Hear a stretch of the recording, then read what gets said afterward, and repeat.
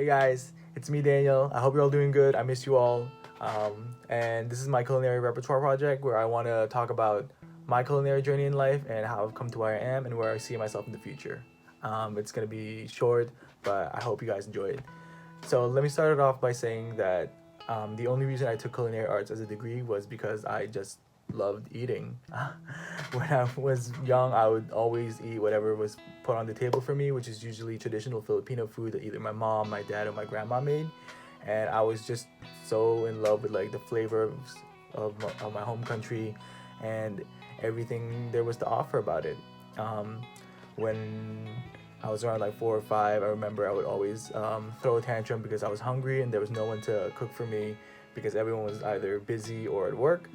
And I was like, this is not gonna work. You guys have to teach me how to cook because if you're not gonna feed me, I'm gonna feed myself. And that's when I realized that I really like cooking more so because I could feed myself, but also because it was fun. And when I realized I could do that as a profession, it just like common knowledge, common sense to me. Fast forward to 2015, that's when I moved from the Philippines to here in the US. It was me, my brother, and my mom. My dad had to stay in the Philippines for other reasons, but I just found something here that I didn't think I would ever find in life if I was in the Philippines.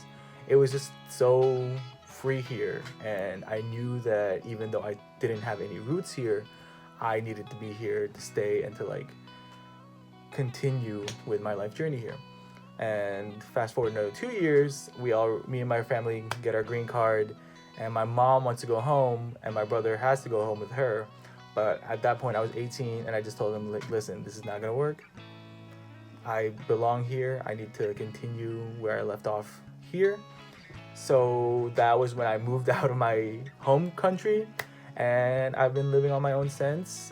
And it's been great. I go to Kingsborough.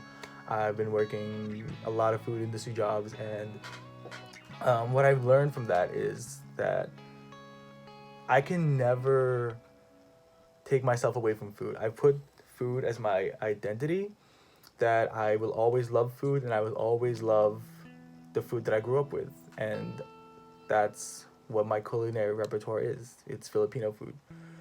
More so, I feel like in my future, I want to delve into like a sort of Filipino novel style of cuisine, wherein my goal is I want to introduce traditional Filipino food to um, Filipinos that grew up here that didn't get to eat what I ate, didn't get to eat what their parents ate, and also I want to share that kind of experience I had with my mom's cooking, with my grandma's cooking to like non-Filipinos.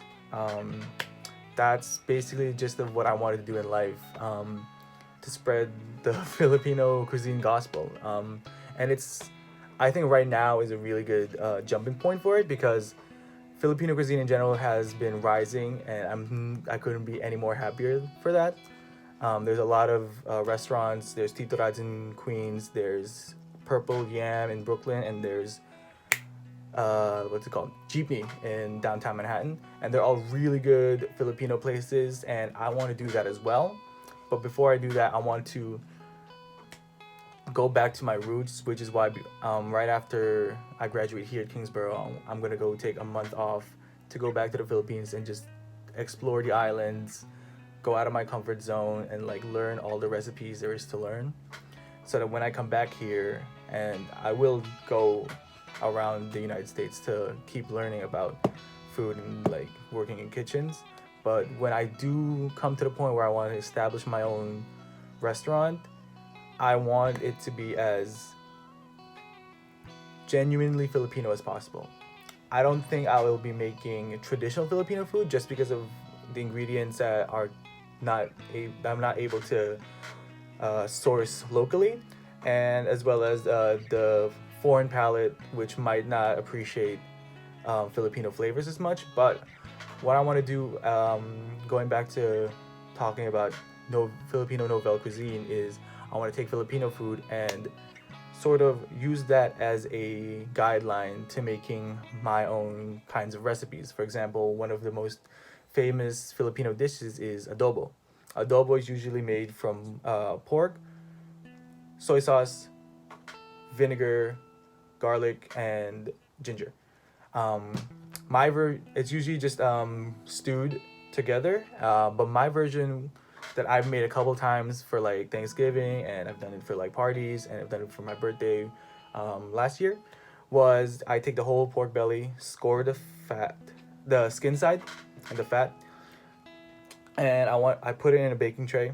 I mean, yeah, a baking tray because I don't have a roasting pan, and I put equal parts soy sauce and vinegar with some garlic, ginger, and onions cut up, sliced up, right up to where the meat is, so that when I put it in in the oven to roast, the meat will like braise while the fat and the skin like crisp up, and it's gonna go low and slow for like 4 to 5 hours, and the skin comes out really crispy, like crackling, and the meat is just like fall apart tender, and it still tastes like adobo, but it's not adobo. That's my goal in life, to like have my own creativity come out with Filipino food as the guideline. I hope you guys can support me with that. I hope you guys enjoyed my presentation. Again, I miss you all. I was hoping to like be more creative with this, but there's a lot happening right now, and I hope you guys are safe. I hope you guys are well, and I'll see you guys when I see you.